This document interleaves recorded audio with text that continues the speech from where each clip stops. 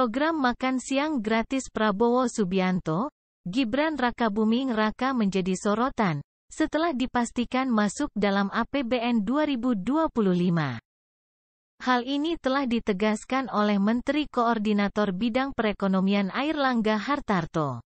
Menurutnya, program makan siang gratis akan dimuat dalam RAPBN 2025 mendatang. Menurutnya, hal itu supaya program bisa dilakukan dengan lancar pada tahun 2025 mendatang. Kita kan minta arahan Pak Presiden Joko Widodo bahwa pemerintahan itu berlanjut.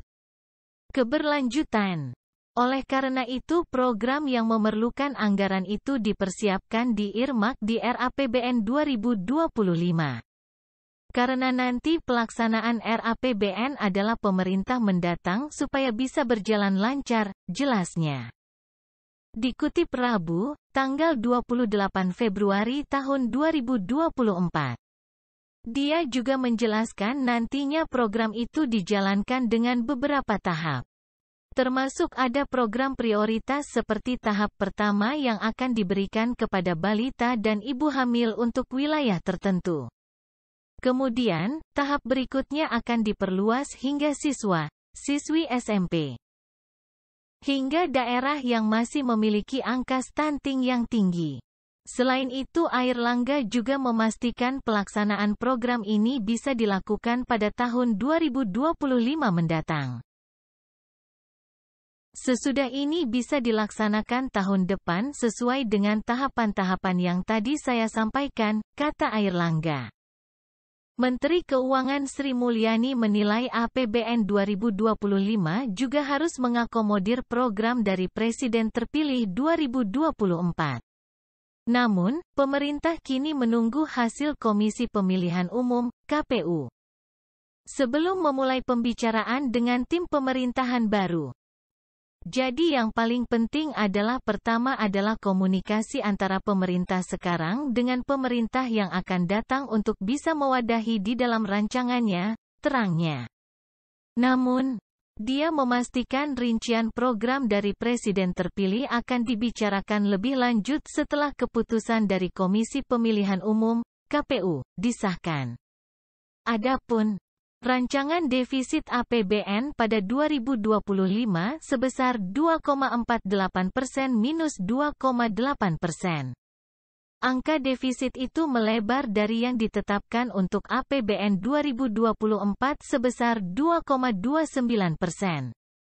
Padahal, seperti disampaikan di atas, APBN 2025 yang dilakukan di masa transisi pemerintahan terakhir Jokowi dengan pemerintahan baru pemenang Pilpres 2024 pun telah memasukkan program seperti makan siang gratis yang diusung calon Presiden Prabowo Subianto. Jadi yang paling penting adalah pertama adalah komunikasi antara pemerintah sekarang dengan pemerintah yang akan datang untuk bisa mewadahi di dalam rancangannya, kata Menteri Keuangan Sri Mulyani. Indrawati seusai sidang Kabinet Paripurna pembahasan kerangka ekonomi makro dan pokok-pokok kebijakan fiskal, KEM PPKF 2025 seperti dikutip Rabu, tanggal 28 Februari tahun 2024.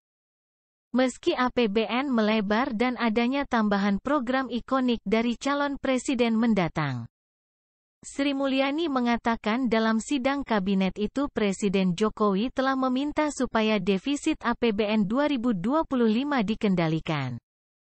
Sehingga dalam situasi global suku bunga tinggi dan juga gejolak dari sisi geopolitik, kepercayaan terhadap APBN masih tetap bisa dijaga.